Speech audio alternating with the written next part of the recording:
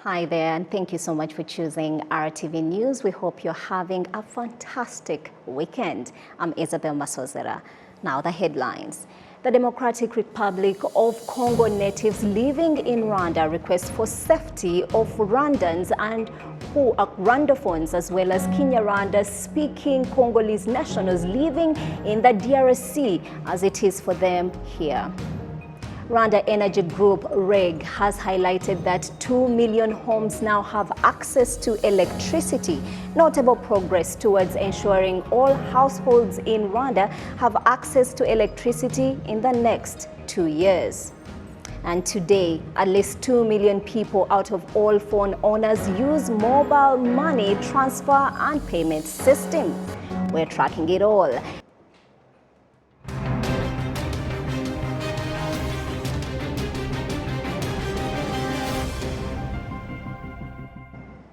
This is RTV News, now top of our edition. The Democratic Republic of Congo natives living in Rwanda request for safety of Rwandans and Rwandophones, or Kinyarwanda-speaking Congolese nationals living in the DRC, as it is for them here in Rwanda.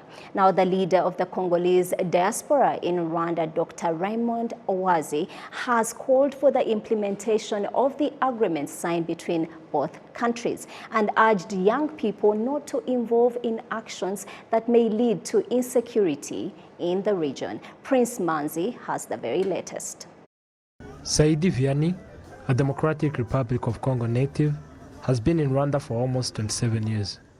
He is known to have initiated the word Kazi ni Kazi in the city of Kigali, and he is a businessman. He says that there is no country that he prefers other than Rwanda.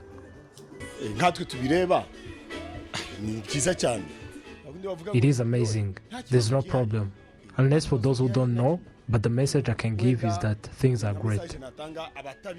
To be having security in Kigali, that is why Saidi says that there should be no conflict between the citizens of both countries because they are siblings and neighbors. The mentality is the problem. If a Congolese speaks Kinyarwanda, I don't understand how that is a problem. It is a right of someone to speak any language he or she prefers. People don't think of things the same way. You won't take Congo far away from Rwanda, nor the other way around. The misunderstandings should be solved.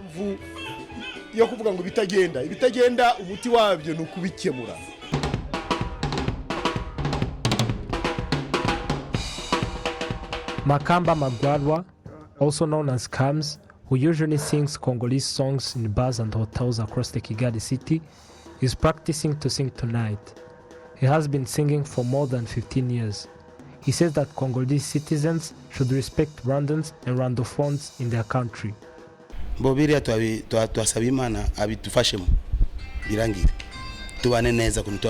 It actually saddens me how here we are safe.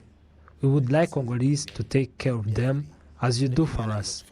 May God help us to live well as we did.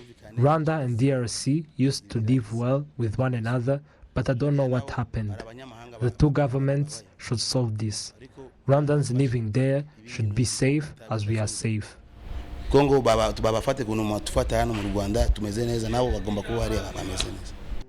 Rwanda, there live many Congolese that do a lot of activities of development and all say that they are safe. Lukongo Londo, Jean-Baptiste, has a car garage in Kigali city.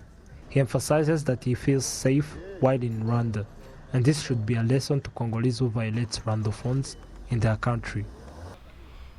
Nokubabwira bakunde abanyarwanda nk'abavandimwe babo. They should love Rwandans as their siblings. We are foreigners here, but we are safe. This should be the same for Rwandans in Congo. Nabo bakongomani bagomba gufata abanyarwanda neza muri Congo.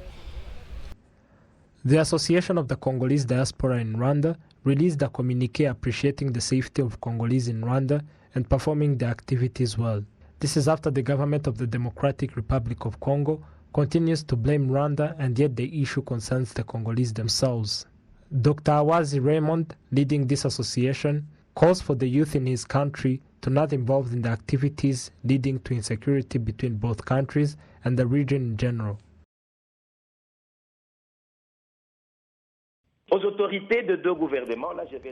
What I would ask the leaders of both governments is to consider their population. There was signed a treaty. We request for the political will in the implementation of it. I would like also to request the youth to prevent what would discriminate citizens of both states. We are one. We are Africans. Let's focus on what can lead to peace and stability in our region. There are about 100,000 natives of the Democratic Republic of Congo in Rwanda, and they perform different economic activities, both domestic and cross-border in nature. None of their businesses in Rwanda have been threatened in any way, and neither have they. Prince Manzi, RwandaTV News. We are one indeed. Now moving on, Rwanda Energy Group REG has highlighted that 2 million homes now have access to electricity. Notable progress towards ensuring households in Rwanda have access to electricity in the next 2 years. Olive Untete gives us a closer look. Residents who now have access to electricity say that having electricity is a step towards development.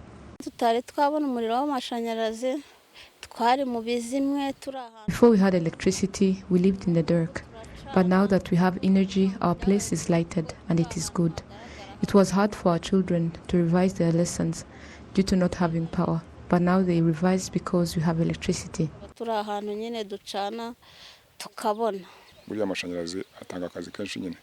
Electricity provides a lot of work. It changes the way of living. It provides jobs for people world. To those who have grinding tools, visible churches or cars where electricity is accessible.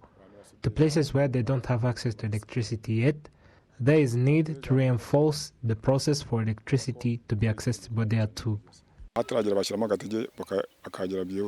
On Saturday, the Rwanda Energy Group celebrated 2 million homes that have access to electricity now. The house of Yankurije Jeanette, who lives in Kigali sector, Nyarugenge district, is the one who completed the number of 2 million houses. They were gifted with a voucher of electricity worth 100,000 Rwandan francs. We are very happy today. We appreciate our country very much. Our eldest child is a student. We usually had to help him do his homework a bit early because we didn't have power. But now we will be able to help him whenever we find time.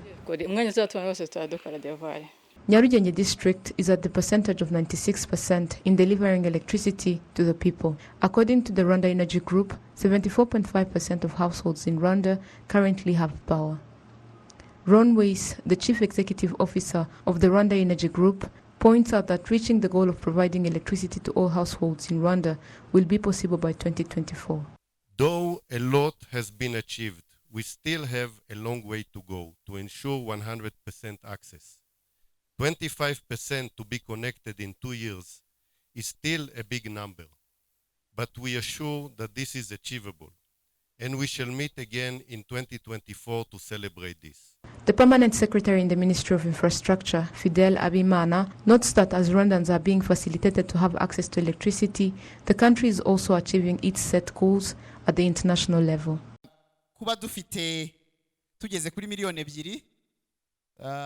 The fact that we have reached 2 million households with electricity shows us that if you take 5 people per household on average, we would have reached 10 million Rwandans who can have access to electricity. If we aim for 1 million in the 2 years we have left, we will definitely achieve it by 2024. The Sustainable Development Goals elaborates that all people should have access to electricity by 2030. But we, as Rwandans, are determined to achieve it by 2024. This shows the uniqueness that characterizes us as Rwandans and the good leadership led by His Excellency Paul Kagame.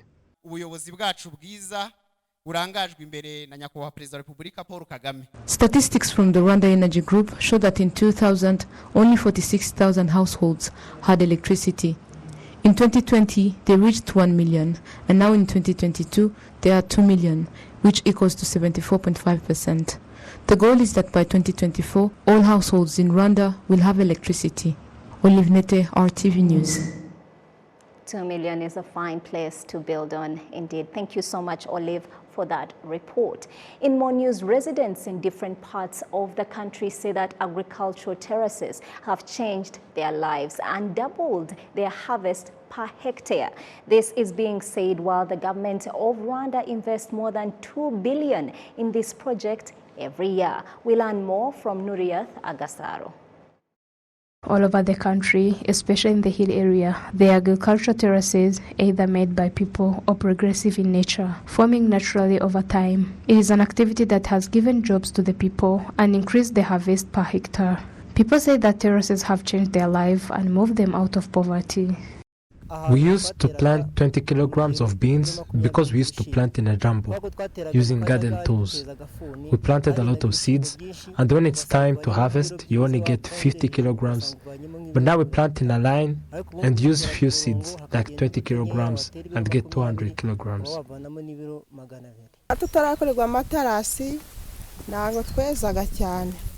Before the terraces were made, we didn't harvest.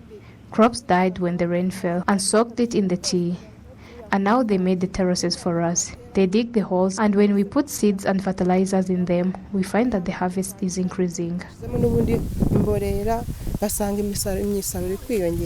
Local authorities noted that those terraces have assisted them in improving policies to fight poverty in the communities and deal with the effects to heavy rainfall. Even now, we have organized a competition so that at least in a week we can see automatic terraces.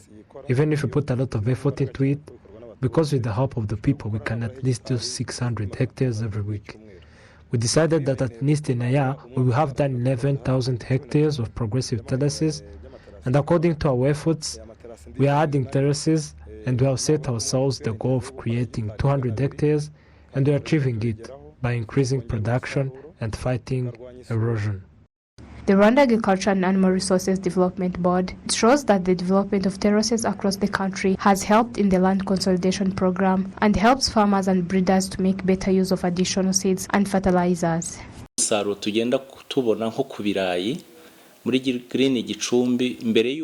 I look at the harvest we are seeing, like potatoes in green Gicumbi, before the terraces were made, the people got 15 tons per hectare. Now we have reached 25 tons for beans. We were from 2.5 tons to 3.5 tons. For wheat, we were from 2 tons, now the people have gone to get 3.5 tons per hectare. This is due to the soil, and the terraces help us to catch the rainwater that has fallen. The water does not go away, some of the water stays in the soil.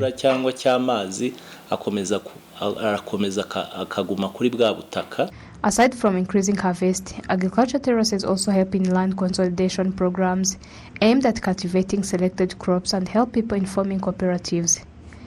The government's 7-year plan in 2017 to 2018 was to create 110,905 hectares of terraced land in the country, with this area expected to grow to 142,500 hectares by 2024. At the moment, terraces have been built on an area of 135,385 hectares, and there are 7,000 hectares left to achieve this goal. In that year, progressive terraces sat on 923,604 hectares, with a goal of reaching 1,706,624 by 2024. There are currently over 986,000 hectares of progressive terraces. Nuriyath Agasaro, RTV News. Now, those opting for e-commerce say they are content because they no longer have to shop physically for necessities thanks to technology. What they purchase is delivered to their doorstep. Olive Untete breaks down how technology is facilitating business activities.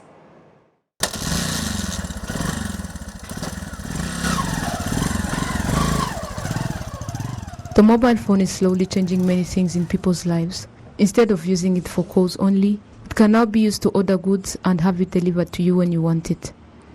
Using motorcycle, Siomana Desiree is delivering gas to Nishimwe Kerewol, a gas she bought through an application on her phone. Nishimwe and his colleagues who use this technology appreciate the benefits of using it.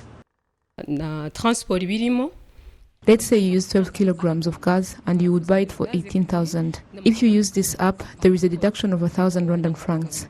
We all want the same things nowadays. Transport is included in that money. This is less expensive and they bring you gas on time. Before it was difficult for me to get gas, but now due to the fact that Home Gas has brought an application, it seems to be very easy for us. I made a command when I went to school and came back and found that they delivered it to me. I also tried to encourage my friends because it was difficult for us, but now we are good. It is no longer required to call and ask for the price. They used to charge 11,000 for 6 kilograms. But now, because of the application, they're charging 7,500. All is well now. The use of technology in business has allowed some businesses to expand. I remember I started with 5 bottles, but now we have reached a point where we pack about 5 tons thanks to technology. By making it easier for customers, it has increased their number. Statistically, we had less than 3 customers buying from us every day. But thanks to technology, we have over 6,000 customers signing up for the app a day. Now we have between 20 and 30 customers buying every day. Gloria Mutoni is the CEO of a beauty company that provides beauty services specifically for women. You make an order or you book on our platform. After booking on our platform, we easily access, because there are features where we can access your location, the money that you've paid, and as soon as we gather that information, we give you services regarding on the time that you want them to be and the braiders that are gonna braid you on your available location. It might be home, it might be your workplace, or anywhere else that you feel comfortable. We reach you very easily. Lorraine Umuratwa says that due to the responsibility she has, it is easy for her to use her phone and ask for service providers to come to her home. Now it's quick and easy, because as when you're trying to get an appointment, a booking, a braiding appointment, it takes long, but when you use the app, it's quick. Most of these applications used are made by various young people as a way of creating employment. Destin Iraguha is the head of Quarks Group, a company that makes software and other various applications. It helps us to create jobs because there is a need for workers to make those different software, and this is beneficial to us. You see, we are also young people. Creating a job and being accepted by the community, it is something that is promising. Goldon Karema, the Director General of the Digital Transformation at the Ministry of ICT and Innovation, notes that there is a policy aimed at providing more people with mobile phones, especially smartphones. Today we say that more than 82% of the people in Rwanda own a mobile phone. But among them, those who have a smartphone are very few, not more than 3 million. One of the things that this policy brings is to see how the citizen would be facilitated to own that mobile phone, how he would be given a telephone and pay in installments for a year or 2 years, how banks and private societies would come and set up businesses that assists people to get telephones. The Ministry of ICT and Innovation also points out that through the program of Connect Rwanda, 26,000 people from various parts of the country were provided with smartphones. Olive Nete, RTV News. Thank you, Olive, for laying it all out for us. Now, moving on today, at least 2 million people out of all phone owners use mobile money transfer and payment system. Now, the Ministry of ICT and Innovation states that for that number to increase, there should be change in mindsets. Prince Manzi explains what's at stake.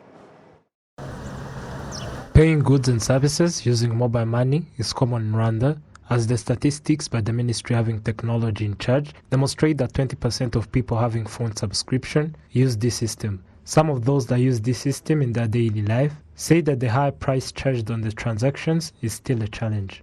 We use this system because we need it while in our businesses.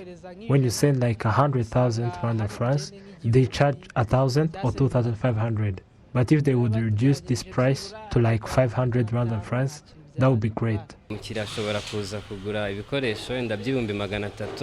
A client can come and buy products worth 300,000, and you might be targeting at 7,000 profit. And when he or she pays you on MomoPay, and from 4,000 they charge 0.05%, meaning that already 15,000 is off, and you find that you are in loss. In 2020-2021, transfers through mobile payment channels occupied the largest share of the total number of cashless transactions with 70%, followed by transfers via mobile banking with 26%. The emerging technologies senior technologist at the Ministry of ICT and Innovation, Antoine Marie Zakari Kundimana, elaborates on what is considered before establishing the price of the transaction.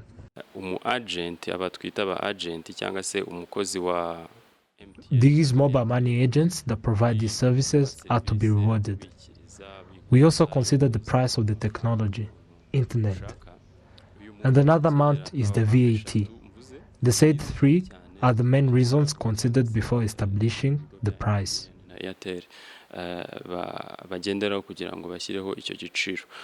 This official also states that the citizens should not take the price as a burden, but rather focus on the importance of using this system. I can say that the prices set are fair because they were analyzed thoroughly, considering the said three reasons.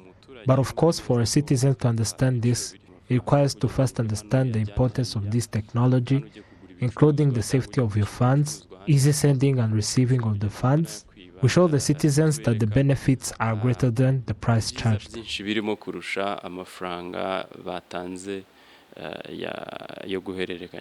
The National Bank of Rwanda report demonstrates that in 2021-2022, the number of funds transfers through mobile payment channels increased by 58% from 196 million to 310 million transactions, and the value increased by 41% from 4,707 million to 6,616 million Rwandan francs.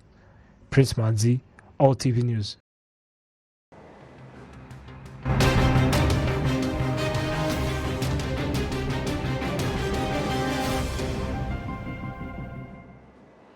We hope we earned the pleasure of your time. I'm Isabel Masozera, and on behalf of the entire news team here at RTV, it's goodbye for now.